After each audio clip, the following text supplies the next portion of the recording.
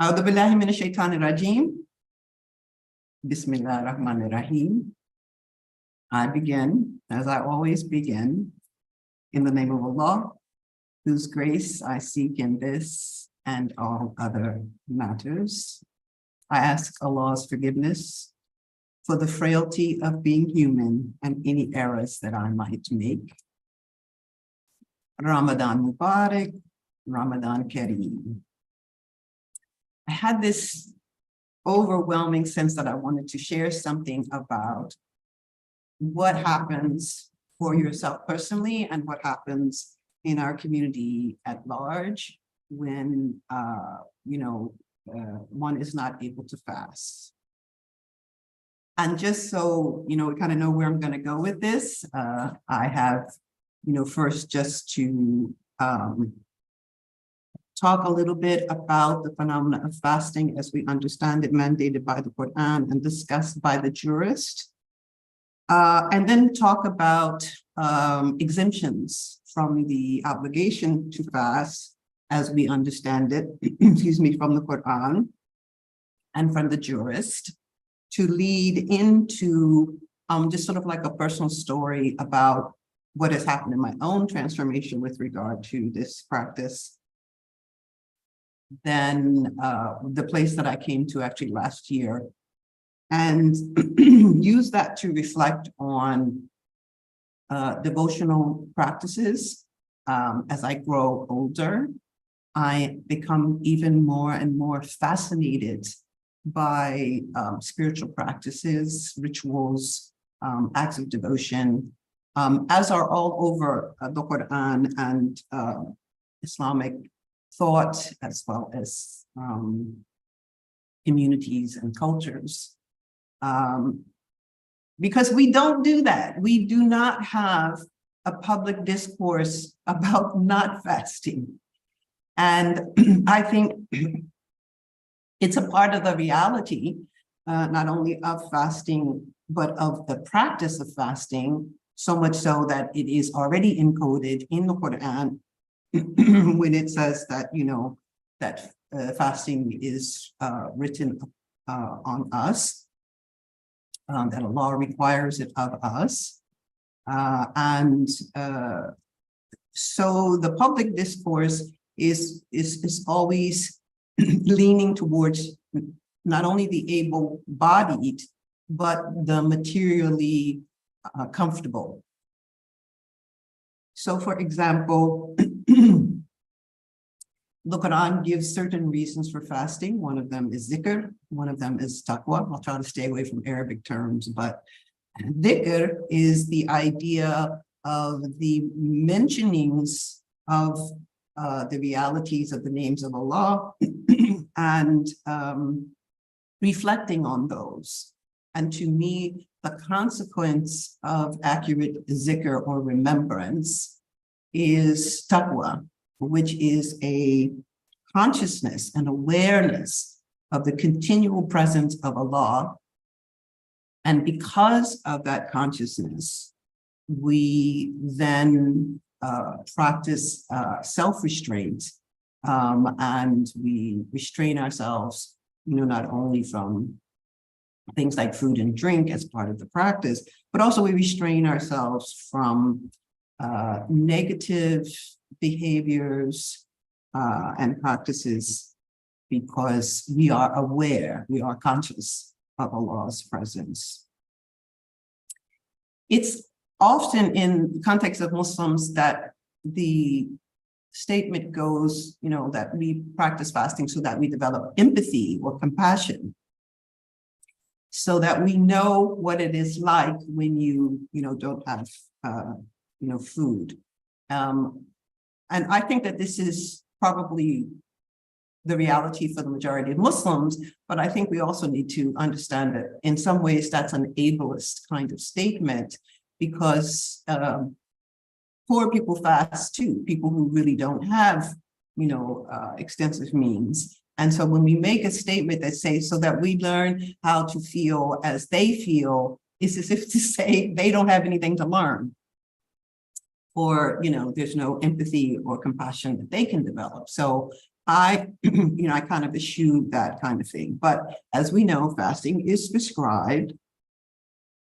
And I think having practiced it actively as an adult for 50 years, I have experienced the full spectrum of possibilities. I have fasted while I was pregnant. I have fasted while I was nursing. I fasted during my days of menstruation. And I think probably one of the most radical things that I've ever reflected on was why it is that I don't think women should have to make up the days that are missed, because according to the jurists, we can't fast during the act of menstruation. And it's interesting that the jurists determined that those days should be made up, and yet realistically, not that the prayer, the salah that's missing during those days should be made up. So there's some choices that were made, and again, there may be some reasoning, but I always think that when a bunch of men are sitting in a room and they're making reflections on things for everybody, maybe they need the voice for women. And I think for me, I actually came to understand that, because sequentially, when you have a number of children, the numbers of days that you are unable to fast out of protection for your child, or yourself, starts to increase so much. So I tend to think that that's just what a bunch of able-bodied men sat in the room and concluded, and I think it could be concluded another way. And that, I think, is probably the most radical of the things that I will say here, or the most radical of the things that I've ever said about the habit of fasting. I also want to remind us that the Quran gives us compensations, that other things to do should we not be able to fast, and these were elaborated by the jurist. But the Quran also says it is better to fast. And I think this embodied aspect of ritual practice or of devotional acts, I think this embodied part of it is what's really significant, because you do come to a very, very deep awareness of something that we pretty much tend to take as habitual. We tend to just eat when we can eat and drink when we can drink. And then all of a sudden, it's not a day, it's not 3 days, it's not 10 days, it's not a week, it's an entire month. 1 month out of 12 months of the year.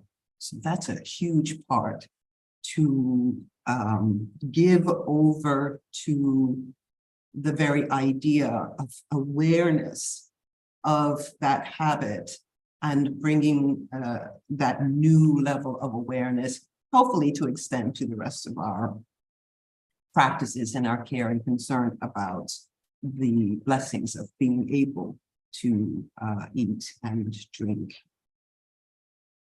So while the Quran says it's better to fast, it also very clearly tells us about those who are accepted. Now, categories in the Quran are very sparse. And so the elaboration on these categories by way of the jurist and community practice, I think, is something that I want to give more attention to, because the Quran only says those who are sick or traveling.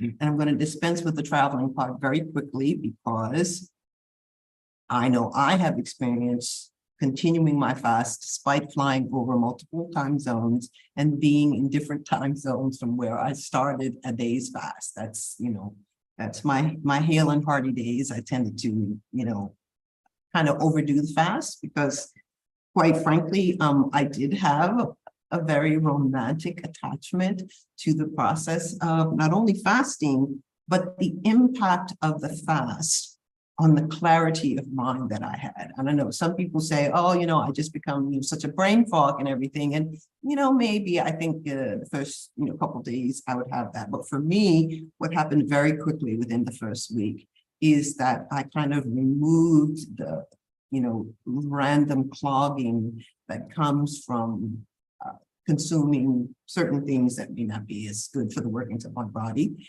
And all of a sudden, you get these long periods of time without that. And I actually would arrive at, you know, very fast moving and very deep and profound thinking. And I kind of fell in love with that part of it, you know, all by itself. You know, the idea of you engage in this practice, which is required of you and it's not unique to you, and yet you uniquely come to certain types of understanding.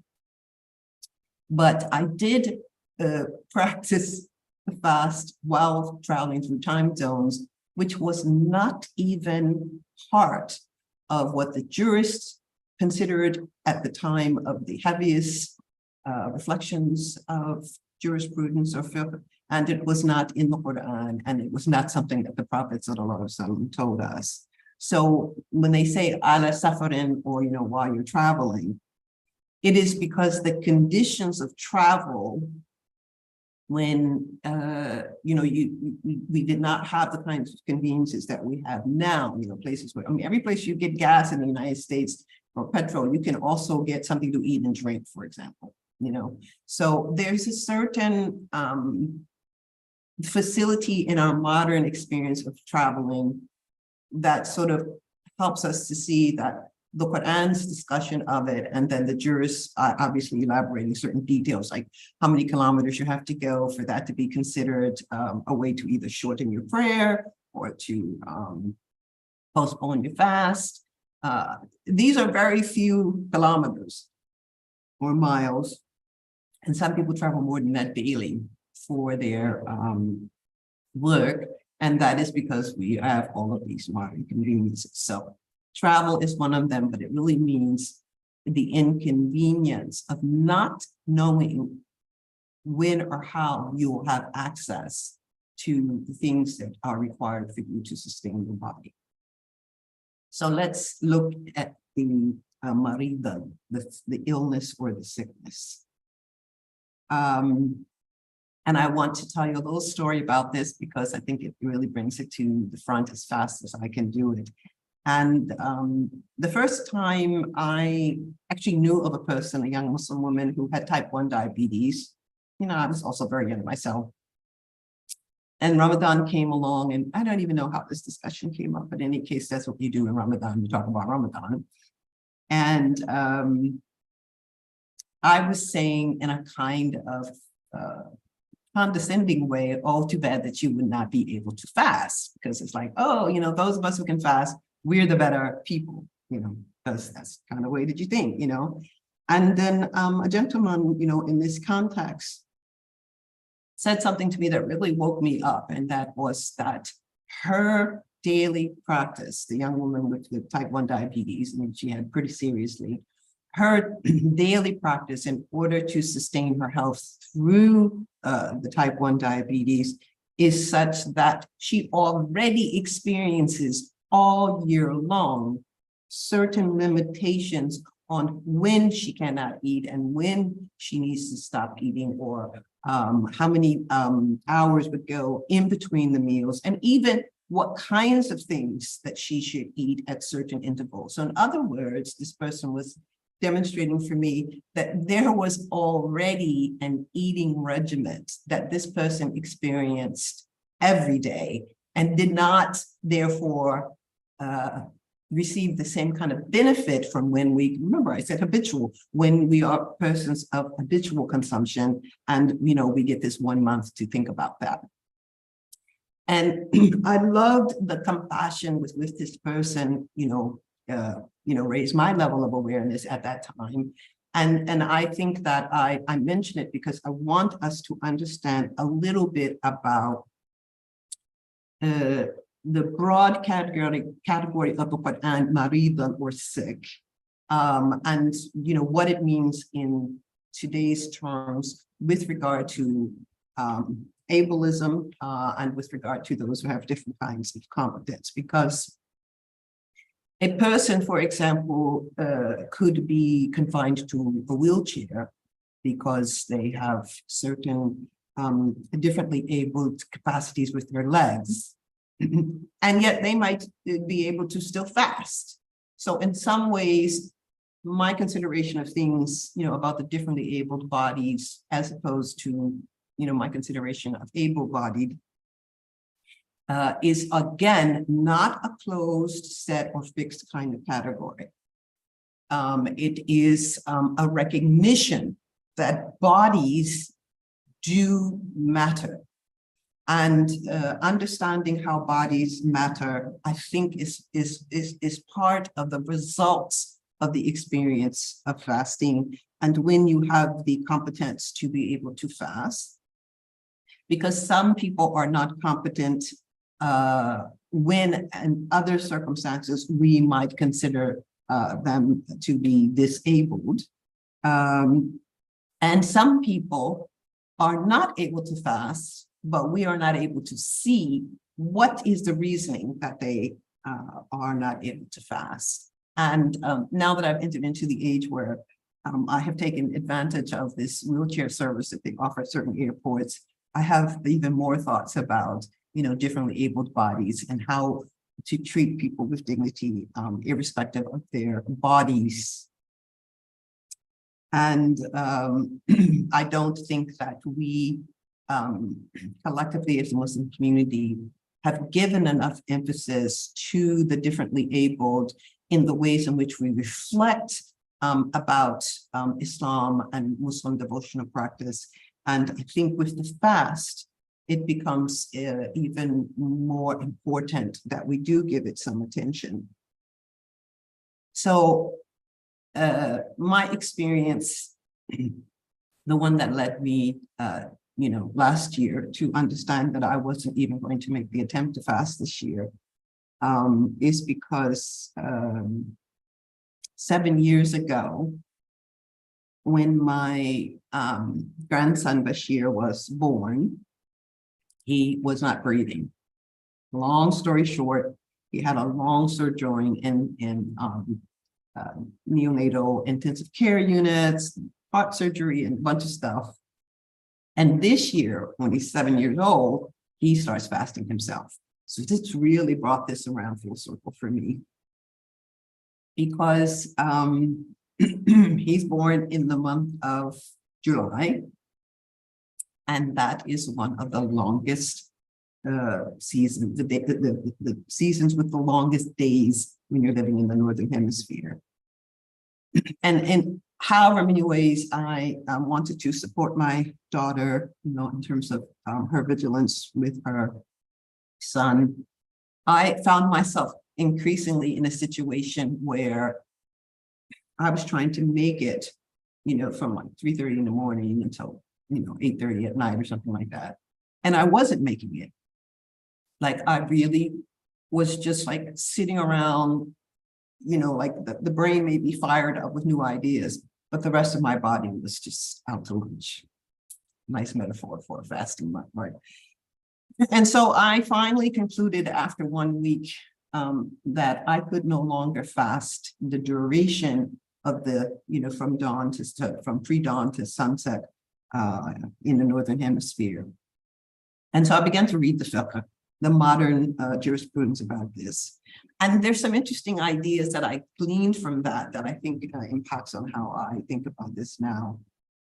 And that is that for some, when you have this, there's certain parts of the Northern Hemisphere where the daylight hours go on for 20 to 22 hours. It's crazy. And yet there are Muslims who live there who still go literally by the dark thread from the light and the light thread from the dark. And, they literally fast all those hours. And again, more power to them. No trying to say that that's wrong. What I was looking for at the time is, are there reasonings provided within, the various legal methodologies to understand alternatives? And one of the alternatives that was given was to actually mark the day in such a way that you fulfill the same number of hours of fasting that was happening where the Prophet was born, sallallahu alaihi wasallam, in Mecca, or Medina, where he completed his mission. So in other words, to take the actual literal hours of the Prophet's fasting experience and then sort of, graft them onto the madness of a 22-hour day. And I thought that that was just an interesting kind of logic. And so eventually I went to think, well, how would I incorporate that, given my day and my time and my place? And I tried different things. I tried to postpone the beginning of the fast. No, I think the first thing I tried was to break the fast sooner than the time of iftar, according to the sun, in my community. And you lose something, because one of the things that's also interesting about fasting is the community aspect of it, that it's a very powerful community enhanced experience. And those people who are single persons, living in minority situations, definitely know what I'm talking about. There's a lot that goes on community-wise, and what is the level of actual participation for a person who, is not a part of a large Muslim family, does not live near other Muslims. And so the community aspect is very radically altered when you are not breaking the fast with the community, which, some people try to do it every day.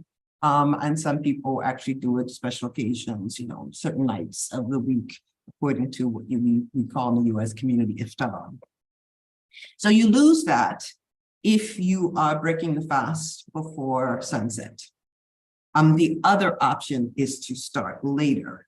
And I'm a morning person, and I love my morning rituals. And, I would add to those morning rituals of prayer and meditation by reading the Quran.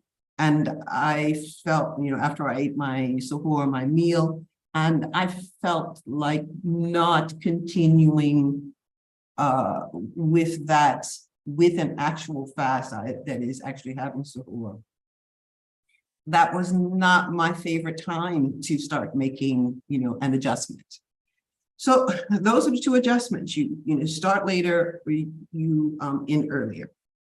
And any mom who has introduced the fasting to their children will understand this, because one of the ways that people, especially moms, introduce the fast is they sort of let the kids do their regular morning and then fast until the family and community breaks the fast. So there's different ways in which we introduce it. So what this is saying, again, and this is the part that I guess I need to reemphasize, is these embodied rituals, how do we experience them? How do we experience them individually? And how do we experience them collectively or in community? And what I came as the perfect solution about 5 years ago, I started coming to this part of the world, and it's on the equator. And so we have all year round the same kind of schedule. It's an amazing thing to experience, especially, several years after I have always experienced long summer days, short winter days. I won't be around when it comes back to the summer days. It takes 33 years to go around that cycle, and we're just coming out of that. So, I won't be around for the next one. So it's not going to be, a question with regard to if I'm ever in a location where they have those long days. But last year, I experienced what I consider to be one of the spiritually empty or barren Ramadans. And I compare it to the first year of the pandemic, when, we were on lockdown and the mosques were closed And so we set up a virtual tarawih, and I was able to make 29 out of the 30 tarawih. I only stops the one evening that I agreed to do an interview. So it was my best quote unquote record, like you're locked down. There's nothing you can do. Think about Allah, one would say, right? So it's just a question of, providing a kind of support and insulation for focusing, on that devotional and that practice.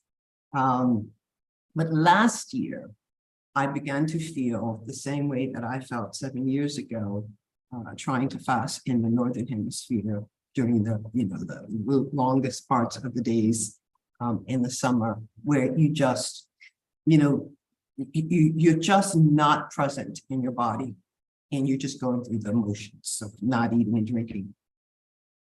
And also, I did not read a single word of Quran, and I didn't go out to the mosque to make a single tarawih. This is just me because I got a thing about going out at night. It's still a challenge, but when I experienced it, I decided, in terms of using the reasoning of the juridical thinking, as accepting the fact that I had bodily cashed out, that I had come to the end of my capacity to fast, and I made my niyyah to enjoy this year without the cessation of eating and drinking, but to spend more of my energy in, returning to the reading of the Quran.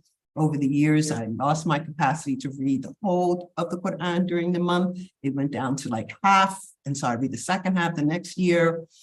Then it went to a third, and so it'd take 3 years to get through it, so I said, okay, if you're not going to be, doing suhoor, and in fact, literally, when they call suhoor from the mosque here, I just get up and start reading my Quran.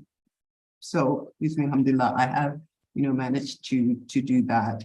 And I decided that I would make my focus on something other than the cessation of food and drink. So that brings me to the last part, and that is to reflect on the psychological and spiritual aspects of not fasting. Again, a short story. One year during my holiday days for menstruation, I was sitting in a restaurant with a friend who was pregnant, also Muslim. And as we're sitting there chatting and eating and drinking, a Muslim brother that we don't know that well, passes by, and you get this sense of, well, I know these two women are Muslim. I'm also Jackie, but I know these two women are Muslim. What do you sit in a restaurant eating? And my friend, who's a very funny person, she's like, it's not like they can look between our legs, because I had evidence to support that I was excused from fasting, and she was pregnant, even though again it wasn't in later stages so visible to anybody else. And that's when you come to the idea of it's nobody's business. Yet, there's no way to get over the amount of guilt and shame that you feel, with regard to that in the community context of other fasters. And yet it is nobody's business.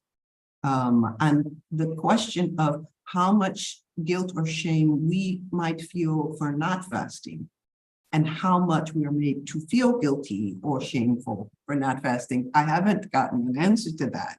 But I think that's one of the things that we need to stop. We need to not spend so much time worrying about what somebody else is doing with their fast, and spend more time on our own devotions and our relationships to Allah. Because if one of the reasons for the fast is zikr, or remembrance, we are remembering Allah, and Allah knows everything.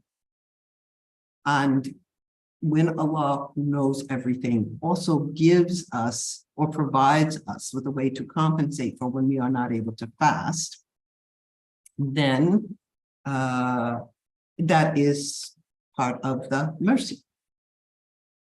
Now, the Quran also details what kinds of expiations or things that you do to compensate for when you're not fasting. Among them is free the slaves. We're not going to linger on that one. We just have to mention it because sometimes people act like there is no slavery in the Quran. But it also says to provide for those in the community, to feed, others. And in community contexts, I've seen this practice in very interesting ways, because people sometimes just don't like have a gathering at their house and they feed other members of the community, and that works for it. And sometimes there is a community iftar that's happening at a mosque, and some people have food brought in to make sure that they feed everyone, even though they may not just be friends, they're just anybody who's coming to the mosque. But the Quran also offers us, as you know, the capacity for making up those days if the illness is short term. So I'm not talking about the short term, I'm talking about the long term.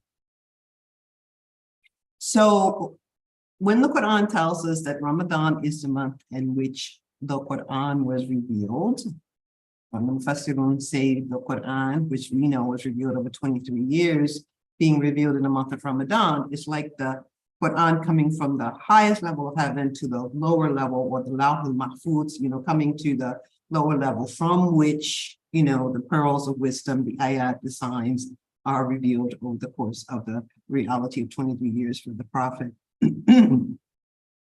And so one of the things that I do recommend, which I'm also trying to keep myself, is do set up a way that you can read Quran. You could, depending on how many languages you're reading in. I don't recommend reading in both English and Arabic. I've done that. I just read the Arabic now, but you might be reading only your own language. Set up a schedule where you can do it. Don't beat yourself up if you don't keep it. Just, start again the next day.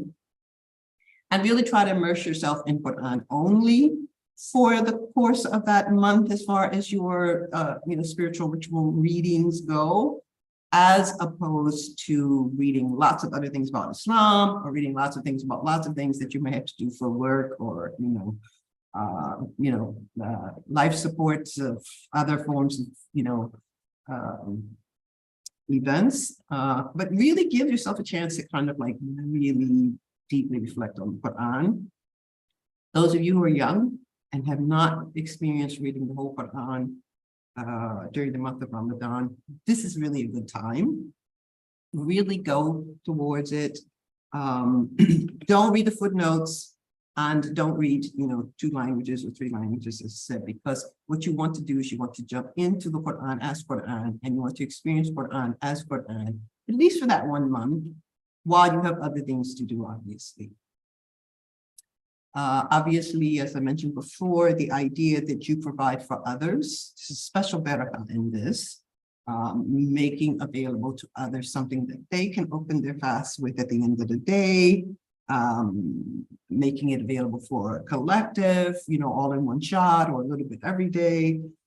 Obviously, when we think about the rituals that are espoused in the Quran, even just now, these days as I'm reading, and I find it interesting because, salat and zakat are the things that, get to be repeated, and fasting doesn't get to be repeated. So it's really interesting, because even though fasting is prescribed for us, it isn't prescribed at the level that, maybe other rituals are. So you might want to push yourself to engage in, your other ritual practices. A lot of Muslim countries calculate their zakat during the month. I know I'll be doing my calculations. And then there is the Tarawih. Again, Tarawih has certain notions of able-bodied, or either, like one of the communities I used to join, the women who are in chairs, they actually are in the first row of the women's section, and some of them stand and then sit in the chair for the other motions, and some of them sit the whole time. And I remember with my knees, when I started thinking, oh, I'm going to need that chair soon, so. But the thing is that the Tarawih is there as another form of dhikr, another form of remembrance, another form of reminding you of the continual presence of Allah. And in the month of Ramadan, which I truly do believe has extra, blessings, it is something that helps us to increase our connection with the source. And so the last thing that I want to say about compensation is to become the da'i, become the person who calls upon Allah.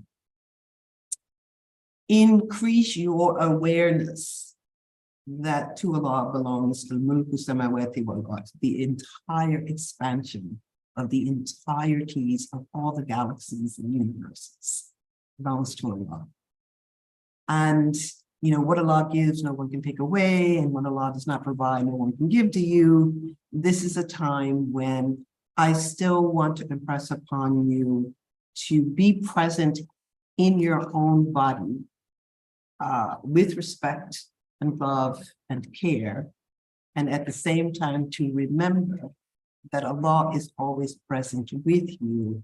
And, you know, he listens to the sound of the one who calls when they call, and she responds with mercy, forgiveness, and blessing. And that is what I wish for us to think about. Even if you are not able to fast, that is, you are still able to receive the blessing, and therefore embrace your own reality with regard to it. And that reality is a reality that is always able to experience the presence of Allah. So that's it for me. I want to thank you all who attended and did not attend, because it will be somewhere recorded out there, and then I will share it again. Assalamu alaikum. Blessings to all of you who are fasting, all of you who support those who are fasting, and all of humanity.